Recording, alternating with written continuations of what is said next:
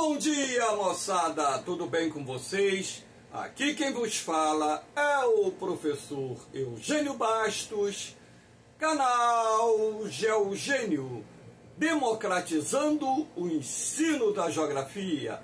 Moçada, vamos fortalecer o canal, se inscrevam no canal, dê aquele like, compartilhe o vídeo e ajude o professor Eugênio Bastos a democratizar o ensino da geografia.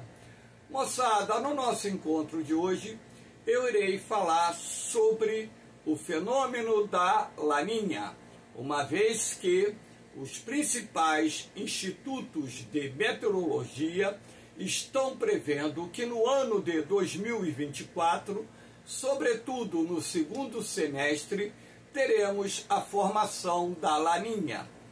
Atualmente estamos convivendo com o fenômeno do El Niño, que, de acordo com os cientistas, deve chegar ao fim por volta de abril, maio, mais tardar junho, por aí. E nós teremos, entre o El Niño e a Laninha, provavelmente um curto período de neutralidade. E as previsões que estão sendo feitas nesse momento indicam uma forte probabilidade de termos, no final do ano de 2024, de volta o fenômeno da Laninha. Espero que vocês gostem desse encontro. Havendo qualquer dúvida, deixe a sua pergunta na parte dos comentários, que eu terei o máximo prazer de respondê-la. Lembrando que essa aula está sendo gravada no dia 10 de fevereiro de 2024, sábado de carnaval. Enquanto os foliões estão na rua, eu estou aqui oferecendo mais uma aula para a rapaziada que está se preparando para os concursos militares e também os vestibulares. Então vamos lá mostrar a vocês o primeiro slide, cujo objetivo é identificar a temperatura da água do mar no Oceano Pacífico por ocasião dos fenômenos do El Niño e da Laninha. Então, no momento, nós ainda estamos vivenciando um El Niño muito forte. Então, lembrando a vocês que o El Niño se forma quando há um aquecimento anormal das águas do Oceano Pacífico centro-oriental. Então, essa faixa vermelha aqui representa as águas mais aquecidas do Oceano Pacífico, que, por sua vez, esse aquecimento anormal será o fator determinante para a ocorrência do fenômeno do El Niño. E como nós temos uma previsão de Laninha para o segundo semestre de 2024, a Laninha se forma quando a temperatura do mar nas imediações da linha do Equador no Pacífico centro-oriental diminui. Então aqui em azul nós temos as águas frias, as águas geladas, que representam, consequentemente, o resfriamento das águas do Oceano Pacífico nas imediações da linha do Equador. Então, essas duas imagens têm por objetivo mostrar as diferenças de temperaturas por ocasião dos fenômenos do El Niño e também da Laninha no Oceano Pacífico, porção centro-oriental. Aqui nós temos já um mapa bastante atualizado, de acordo com as projeções feitas pelos principais institutos de meteorologia do mundo. No transcurso desse ano, sobretudo no segundo semestre, teremos o resfriamento das águas aqui nas imediações da linha do Equador. Repare que esse azul mais escuro é o ponto em que a temperatura da água do mar estará mais baixa. Então, de tempos em tempos, e não existe um padrão definido para que isso aconteça, nós temos alterações nos padrões de temperatura das águas do Oceano Pacífico Centro-Oriental nas imediações da linha do Equador. Então, toda vez que a laninha se manifesta, esse fenômeno está relacionado ao resfriamento anormal das águas do Oceano Pacífico aqui nas imediações da linha do Equador. Então, é preciso que vocês entendam por que ocorre esse resfriamento por ocasião do fenômeno da laninha e o porquê de ocorrer esse aquecimento por ocasião do fenômeno do El Niño. Aqui nós temos esse slide cujo objetivo é mostrar a vocês a circulação atmosférica. Nos interessa aqui observar essas setas amarelas que correspondem à incidência dos ventos alísios, que são ventos que sopram das imediações dos trópicos em direção à linha do Equador. Então, aqui no hemisfério sul, por exemplo, nós temos os alísios de sudeste e no hemisfério norte nós temos os alísios de nordeste. Então, na medida em que esses ventos se aproximam da zona equatorial, reparem, eles vão formar uma corrente de leste, ou seja, ventos de leste, que vão soprar de leste para oeste.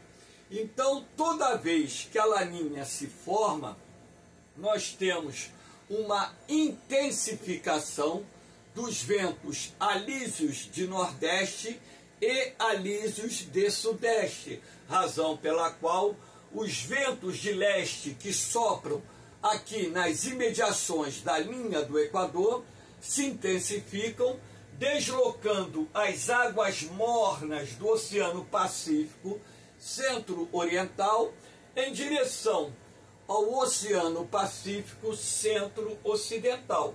Então, na verdade, isso ocorre porque a pressão atmosférica aumenta sobre o Oceano Atlântico, nas imediações da linha do Equador, e essa pressão atmosférica diminui no Oceano Pacífico, nas imediações da Ásia, ou seja, do sul do continente asiático.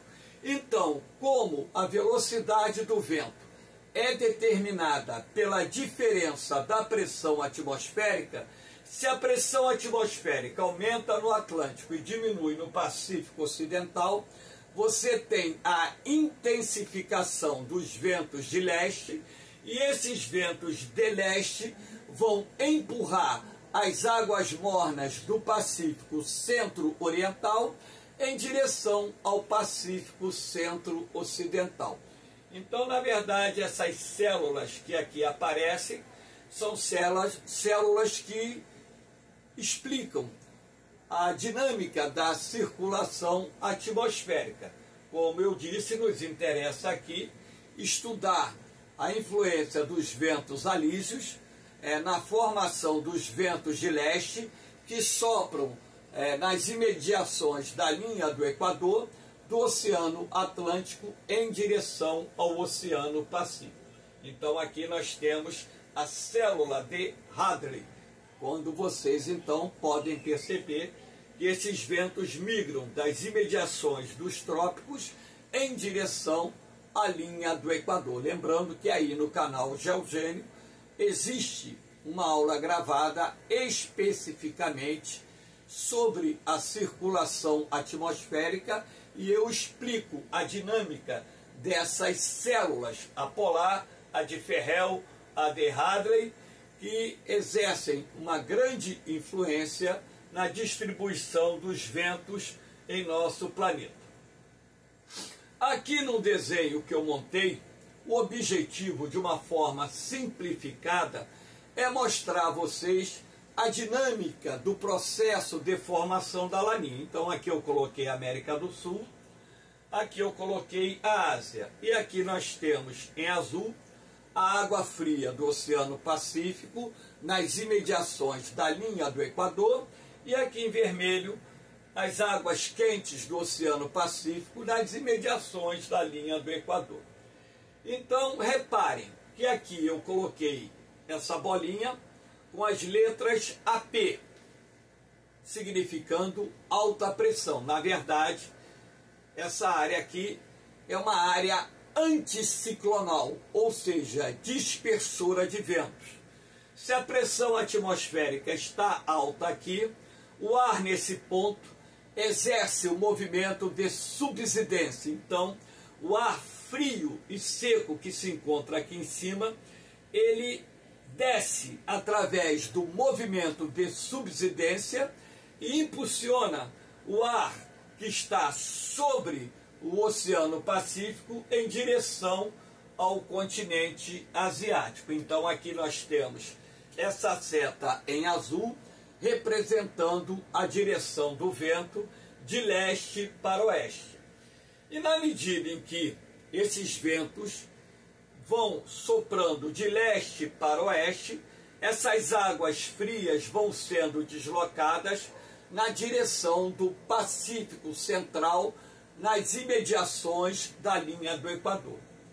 Como aqui a água do mar está quente, portanto, o oceano liberando maior quantidade de calor para a atmosfera, nós temos uma corrente ascendente de ar, e essa corrente ascendente será responsável pela queda da pressão atmosférica, razão pela qual, na medida em que o ar quente e úmido sobe, ele se resfria, o vapor d'água se condensa, formando nuvens, e essas nuvens, ao atingirem o ponto de saturação, irão provocar chuvas. Então, por ocasião da laninha, nas imediações da linha do Equador, as chuvas se concentram no Pacífico Ocidental, e aqui no Pacífico Oriental o ar fica mais seco.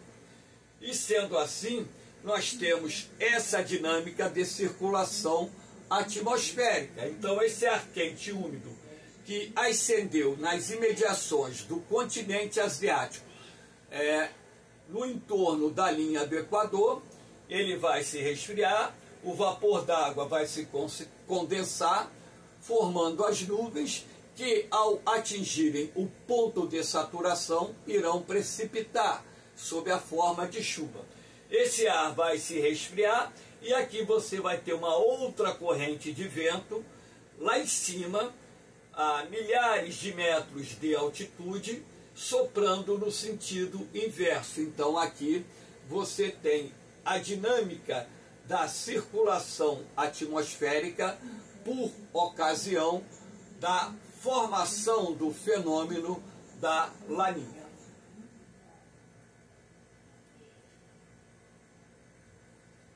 Aqui, através desse desenho do INPE, Instituto Nacional de Pesquisas Espaciais, o CPTEC, né? Você tem uma outra panorâmica para que vocês possam entender o fenômeno da laninha. Então, essa seta preta aqui representando os ventos que nas imediações da linha do Equador sopram de leste para oeste, empurrando as águas mornas de encontro ao continente asiático e também ao nordeste da Oceania. E aqui, como você tem o ponto da água mais aquecida, e lembrando que na região do Equador o aquecimento da superfície é maior, nós temos as correntes ascendentes, olha essa seta preta, aqui nós temos a imagem, o desenho de uma nuvem em forma de torre ou bigorna, que são as nuvens cúmulos nimbus, que irão, ao precipitar, causar chuvas torrenciais nas áreas onde estão atuando. Essas chuvas torrenciais são acompanhadas de ventos fortes e também descargas elétricas. E aqui você tem, numa outra panorâmica, os ventos lá em cima, 10, 11, 12 mil metros de altitude, soprando no sentido inverso, ao sentido dos ventos de superfície, formando aqui o mecanismo de circulação atmosférica denominado célula de Walker, que é uma célula de circulação atmosférica que existe nas imediações da linha do Equador. Aqui nós temos a previsão da administração do NOAA, na verdade, Administração Atmosférica Oceânica Nacional, que é a previsão do NOAA, que é o principal instituto de previsão do tempo lá dos Estados Unidos, para a formação da laninha. Essas barras vermelhas representam a probabilidade do El Niño. Repare que no trimestre fevereiro, março e abril, 100%, assim como foi janeiro, fevereiro, março. Então, março, abril e maio já está diminuindo essa probabilidade, um pouquinho acima de 75%. Agora, no trimestre abril, maio, junho, repare que está em 20%. Maio, junho, julho, abaixo de 10%.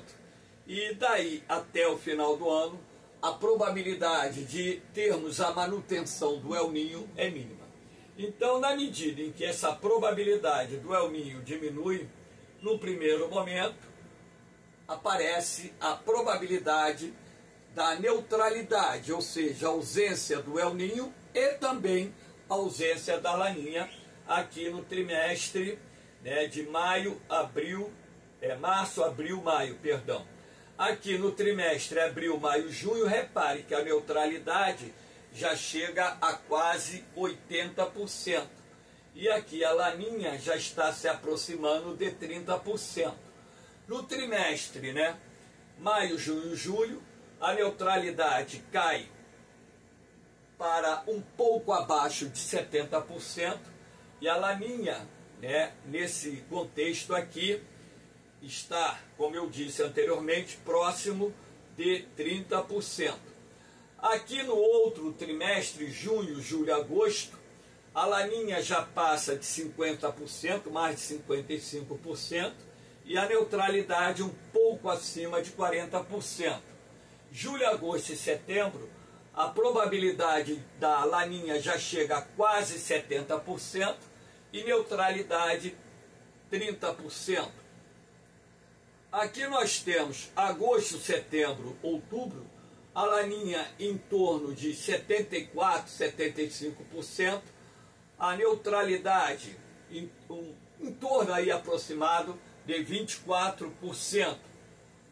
E setembro, outubro, novembro, a probabilidade da laninha já chega perto de 80% e neutralidade 20%. Então essa barra azul, ela vai indicando, através das previsões feitas pela NOAA, a probabilidade de termos no transcurso do ano de 2024 o fenômeno da laninha. E como o NOAA normalmente não erra as suas previsões, eu posso cravar nessa videoaula de hoje que nós teremos no segundo semestre de 2024 o fenômeno da laninha. Como nós estamos saindo de um super El Niño para o fenômeno da laninha, é provável que nos concursos que ocorram no meio do ano e no final do ano, esse tema venha a ser abordado em várias questões de provas nos mais diferentes concursos. Aqui nós temos as consequências do El Niño e da laninha no Brasil, apenas para que nós possamos estabelecer algumas diferenças, Então, altas temperaturas, sudeste, centro-oeste, foi o que aconteceu em boa parte do verão, que ainda não acabou, Temos quase um mês, pouquinho mais de um mês ainda da estação de verão, Muitas chuvas no sul, isso não se concretizou no verão. Ocorreu muita chuva aqui na primavera, mas o verão já não foi tão chuvoso assim como deveria ser por ocasião do El Niño, E menos chuvas no Nordeste e a região Norte. isso também não se concretizou tanto no verão, né? Em alguns estados do Nordeste, para a época de El Niño, as chuvas ficaram bem acima daquilo que estava sendo previsto pelos cientistas. E também em parte da Amazônia, no verão, as chuvas ficaram dentro da média em algumas áreas, como no sul do Pará, como por exemplo no sul do Amazonas, né? No leste do Pará, nós tivemos chuvas dentro da média para essa época do ano. E como nós temos uma laninha prevista para ocorrer no segundo semestre desse ano, quando a laninha se manifesta, as temperaturas médias ficam mais baixas, então não temos um verão tão quente em parte do Brasil, e o inverno é mais frio na região centro-sul do país. Então aqui, repare, altas temperaturas ausentes. Menos chuva no sul do Brasil, esse é comum, principalmente no Rio Grande do Sul, que em épocas de laninha é mais castigado pela seca durante o verão, o que gera enormes prejuízos para o agronegócio. Mais chuvas no Nordeste e na região Norte. Quando a laninha se manifesta, nós temos o aumento das chuvas nas duas regiões. Na região Norte, que normalmente chove bem durante o ano, isso não faz tanta diferença. Agora, no interior do Nordeste, o aumento do índice pluviométrico é benéfico, uma vez que permite encher os grandes açudes, ou no mínimo, colocar uma boa quantidade de água nos grandes açudes, também possibilita aos produtores rurais a poderem plantar e colherem boas safras. Isso é muito bom. E nós temos em cinza aqui a incógnita no que diz respeito à questão das chuvas, porque normalmente na laninha você tem um inverno mais frio aqui no centro-sul, e isso logicamente que inclui estados do sudeste e sobretudo o sul da região centro-oeste. Aqui nós temos essa imagem apenas ilustrativa para mostrar a vocês que por ocasião do fenômeno da laninha nós teremos uma maior frequência de frentes frias de intensidade moderada a forte, razão pela qual será mais provável a ocorrência de geada nos estados do centro-sul, principalmente Mato Grosso do Sul, Paraná, Santa Catarina e Rio Grande do Sul, e dependendo da intensidade da geada, isso é nocivo à agricultura, assim como também nós teremos um inverno mais frio em São Paulo, em parte de Minas Gerais, no Rio de Janeiro, e também em áreas do Mato Grosso, Rondônia, Acre, uma vez que o fluxo do ar polar em direção à porção sul-ocidental da Amazônia aumenta, e com isso você tem um aumento também de dias com temperaturas mais baixas. E em cima disso, torna-se mais comum em épocas de laninha ocorrer o fenômeno da friagem lá no sul da Amazônia, na borda sul-ocidental, aqui no Acre, aqui em Rondônia, aqui no Mato Grosso, no sul do Amazonas. Lembrando que a friagem é um fenômeno que resulta da penetração da massa polar atlântica na porção sul-ocidental da Amazônia ou no sudoeste da Amazônia, causando a queda brusca da temperatura. E esse fenômeno é conhecido regionalmente como friagem. E vocês podem perceber por essa tonalidade azul e roxa que uma parte considerável do território brasileiro, quando da passagem de uma forte massa polar, vai registrar temperaturas bastante baixas para um país predominantemente tropical. Então, quando a laninha se manifesta, torna-se mais comum esse fluxo do ar polar, que pode chegar na borda sul-ocidental da Amazônia, causando a queda acentuada da temperatura e gerando o fenômeno conhecido como friagem. Essa parte vermelhada aqui, temperatura mais alta, tá? Também a laninha, como eu disse, aumenta a intensidade de chuvas nas regiões Nordeste e Norte. Então essa imagem de satélite não é atual, ela é apenas uma imagem ilustrativa para mostrar a vocês que em épocas de laninha você tem condições atmosféricas favoráveis para a formação de nuvens de chuva no Nordeste. Quando eu falo no Nordeste, sobretudo no sertão nordestino, e também na Amazônia. Então você tem o aumento do índice pluviométrico, uma vez que em épocas de laninha o fluxo de ar procedente do Atlântico em direção ao continente aumenta, transportando mais umidade não só para o litoral nordestino, assim como para o interior da região. Então esse aumento das chuvas também ocorre na zona da Mata Nordestina, no agreste nordestino, mas quando a gente fala o aumento das chuvas, dá uma ênfase maior para o sertão nordestino, porque é uma região castigada pela seca sazonalmente, de tempos em tempos. E a laninha, ela traz maior volume de chuva, o que beneficia os produtores rurais e também, consequentemente, os reservatórios de água das usinas hidrelétricas e dos açudes, regularizando o abastecimento de água não só para a população, como também armazenando água que pode ser utilizada para irrigação de lavouras. Lembrando que em épocas de laninha nós temos também a presença da zona de convergência intertropical sobre a porção setentrional do Nordeste com uma frequência bem maior, o que é também um fator determinante para o aumento das chuvas na região. A laninha, ela traz consigo, como eu disse, a redução das chuvas no sul do Brasil no verão. Então essa imagem aqui é do Rio Grande do Sul, em época de laninha. Repare que o solo está seco e rachado, que é algo comum que acontece no solo quando você tem um período de dias com ausência de chuva. Então, a laninha é prejudicial ao sul do Brasil em dois aspectos.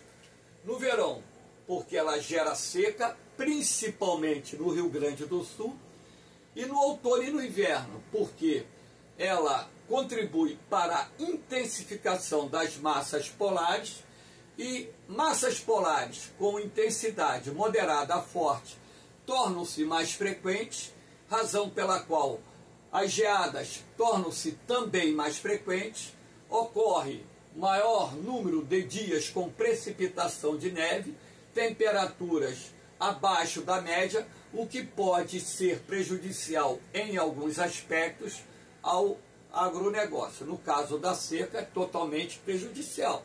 No caso da geada, depende muito da intensidade da geada. Se for aquela geada negra, aquela que queima o interior dos caules das plantas, essa aí é totalmente prejudicial à agricultura. Moçada, espero que vocês tenham gostado do nosso encontro. Dê aquela força ao canal, compartilhe o vídeo, se inscreva no canal, dê aquele like, deixe o seu comentário e ajude o professor Eugênio Bastos a democratizar o ensino da geografia. Enquanto as pessoas brincam o carnaval, eu continuo trabalhando, criando novas aulas, gravando novas aulas, atualizando meus materiais para poder compartilhar com os alunos que estão se preparando para os concursos. No mais, moçada, um beijão no coração de vocês, um forte abraço, fiquem com Deus, eu vou, mas eu volto, hein? Fui!